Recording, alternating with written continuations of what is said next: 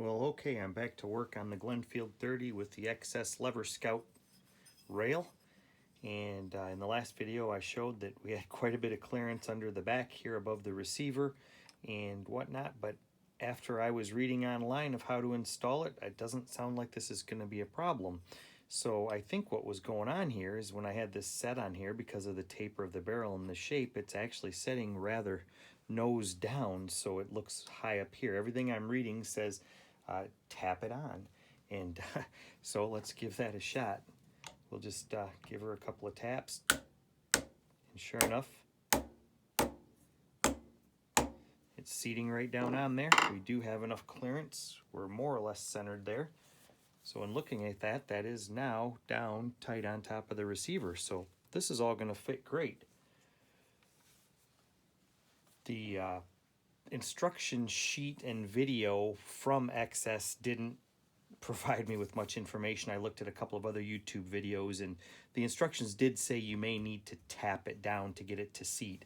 So it looks to me like my holes are going to line up. My front, they call it jack screw, is going to work fine, but you can see that it has to be tapped down and spread these sides of this out to fit properly. Even if you just press down on the front, it pops right off. So I think the next thing I'd like to do is to just do some basic cleaning here, because in looking at alongside the barrel here, you see we got a little bit of grub in there. So I'm figuring that what I ought to do is to loosen the screws here, slide this wood forend off, and clean alongside the barrel in that intersection. I haven't ever had one of these apart, but it looks to me like we just take it apart with these screws here. Try to find a bit that fits well. That one's pretty good.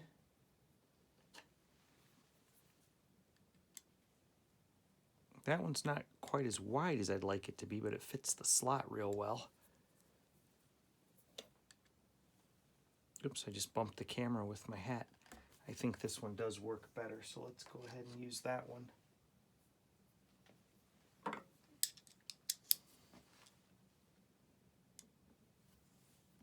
Working around the camera is always a challenge. Am I in view? Yep, I'm in view, and that looks like I'm lined up good on that screw.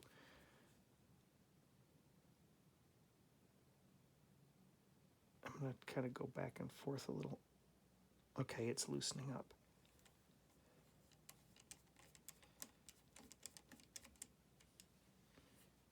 Okay, so that came out real well. Move this hammer out of the way, we don't need that. Flip the rifle over. Some of my junk out of the way here. I'm working between periods of the Michigan Tech hockey game. We're playing Bowling Green State University right now, and I'm watching it on television.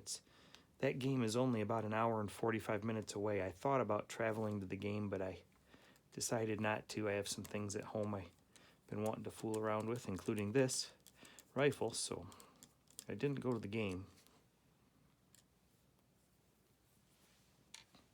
All right, look at that. So I think that cap will slide off there now, and probably this whole piece. Yep, I can feel it trying to move. Like I said, I haven't ever had one of these apart before, so I don't know what it's going to take to move that. Get something soft and tap on that.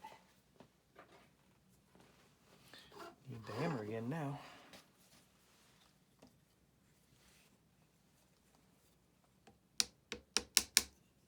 Yep, that's moving. Get rid of those feeler gauges, they're just in the way. I tend to pile stuff up as I work, and it gets in the way. A little housekeeping goes a long way, that's for sure. Yep, that's coming off there. I can see it's moving.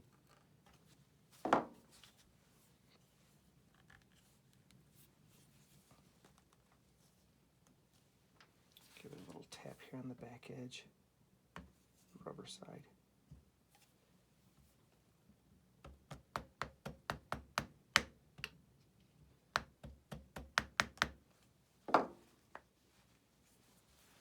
That cap's gonna grab on there and hold on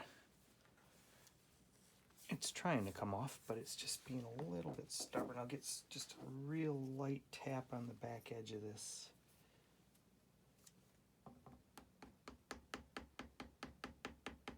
It's moving ever so slightly.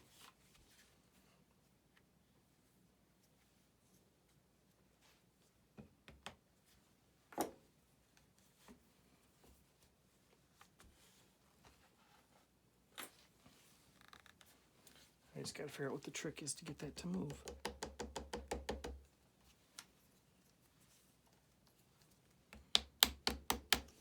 There she goes.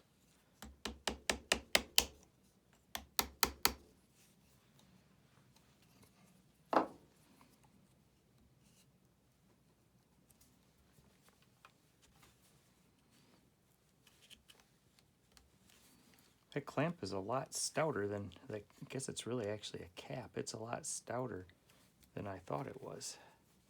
I thought it was just a piece of stamped steel, but it looks like it's actually machined.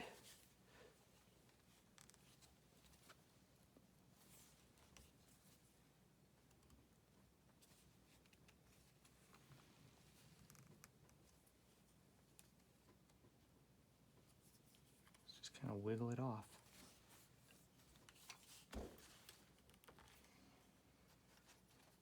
A little more tapping. It's moving, it's just moving slowly.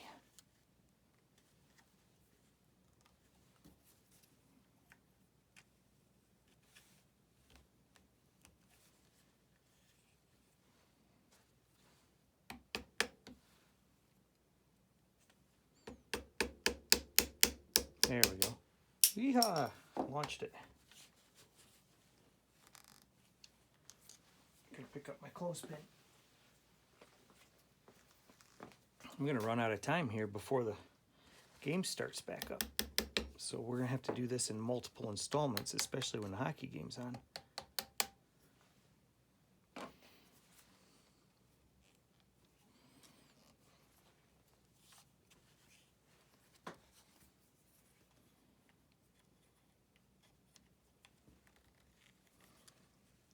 Guess we'll just keep tapping.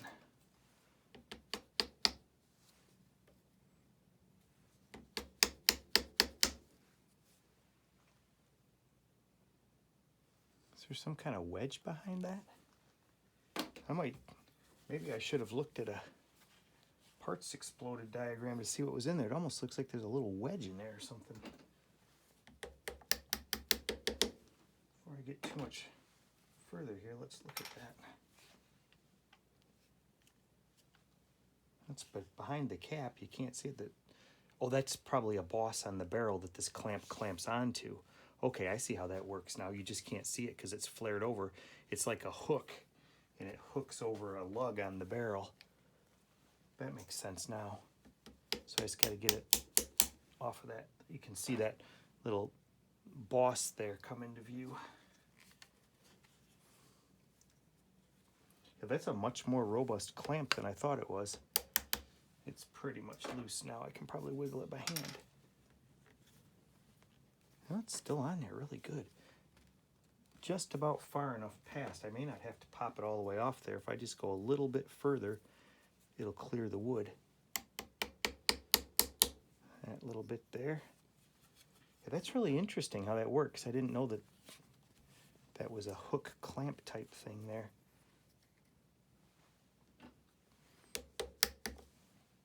Like I said, I'm not a marlin guy. I don't know much about these marlins. Is that enough? But I still don't know what holds it in the back.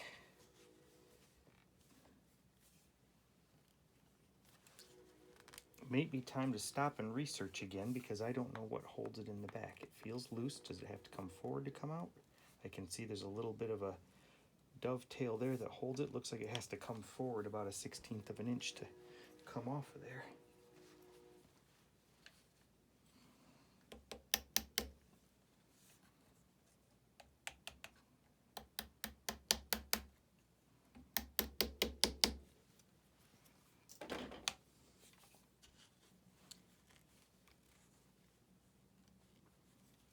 That's enough to let that come up. Well, almost. Because I'm not sure what it needs to do on the back here, though.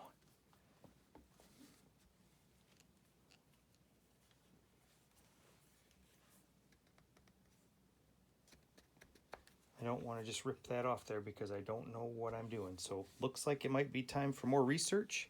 So it's a good place to stop part 2 of the video. I'll take a look at how that pivots out of there because I'm just not familiar with marlins. I see how that cap clamps on that boss on the bottom of the barrel, but I'm guessing that this just can pivot right up and off. I just don't want to do it not knowing what's back here. Unless that looks like this piece might be dovetailed in the bottom of the barrel. Maybe you have to, once this cap is off, maybe you have to drift that to the side and allow the wood to come forward. So I'm going to have to look at that, how that gets disassembled, because that looks like it might be a cross piece driven into a dovetail to hold this. And I don't want to break the piece of wood, so it's time to stop and do research, and I'll check in for part 3 later.